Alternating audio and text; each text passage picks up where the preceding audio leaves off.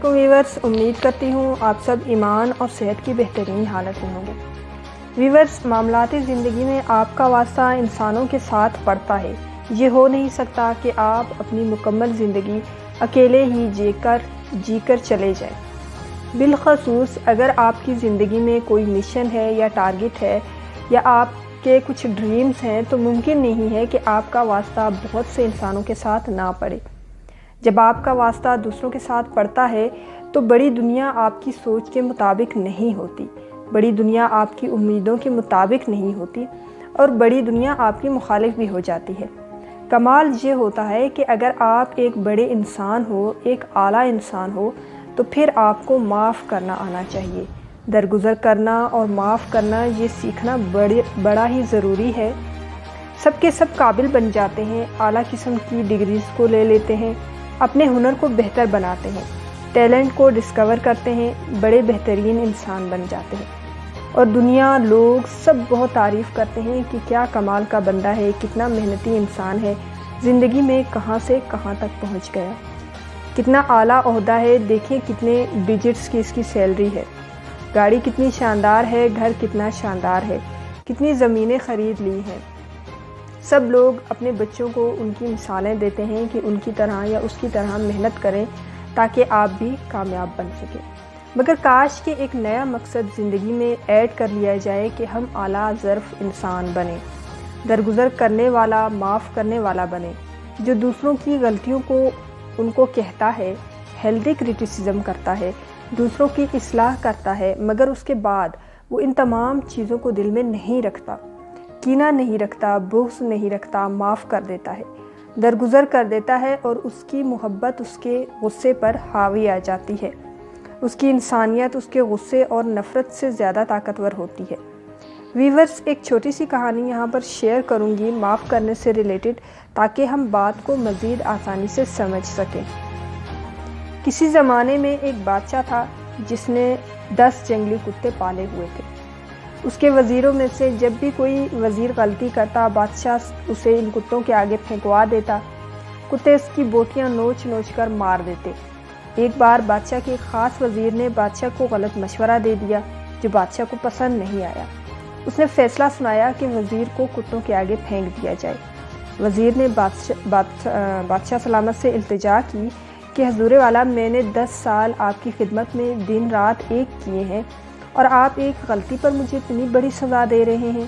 آپ کا حکم سر آنکھوں پر، لیکن میری بے لوث خدمت کے عوض مجھے آپ صرف 10 دنوں کی مہلت دے دیں، پھر بلا شبہ مجھے کتوں میں پھینکوا دیں۔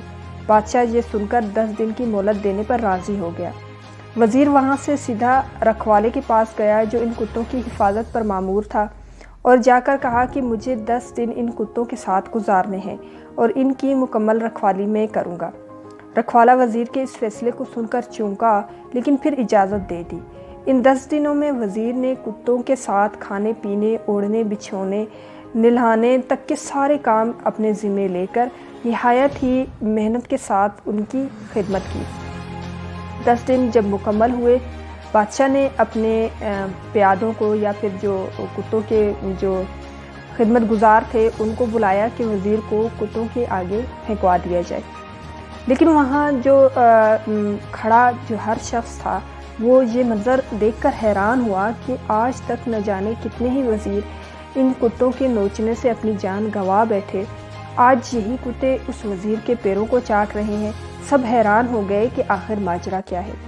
بادشاہ یہ سب دیکھ کر حیران ہوا اور پوچھا کیا ہوا آج ان کتوں کو۔ وزیر نے جواب دیا، بادشاہ سلامت، میں آپ کو یہی دکھانا چاہتا تھا، میں نے صرف 10 دن ان کتوں کی خدمت کی، اور یہ میرے ان 10 دنوں میں کیے گئے احسانات بھول نہیں پا رہے، اور یہاں اپنی زندگی کے 10 سال آپ کی خدمت کرنے میں دن رات ایک کر دیے میں نے، لیکن آپ نے میری ایک غلطی پر میری ساری زندگی کی خدمت گزاری کو پس پشت ڈال دیا۔ بادشاہ کو اپنی غلطی کا شدت سے احساس ہوا اور اس نے وزیر کو معاف کر دیا۔ تو ویورز، ہم نے اس کہانی سے یہ سیکھا کہ غلطی ہر انسان سے ہوتی ہے، اس لیے اسے انسان کہا جاتا ہے۔ انسان خطا کا پتلا ہوتا ہے، اگر غلطی نہ کرے تو اسے فرشتہ کہا جاتا ہے۔ اس لیے اپنی غلطیوں کو محسوس کرتے ہوئے دوسروں کی غلطیوں کو معاف کرنا بھی سیکھیں۔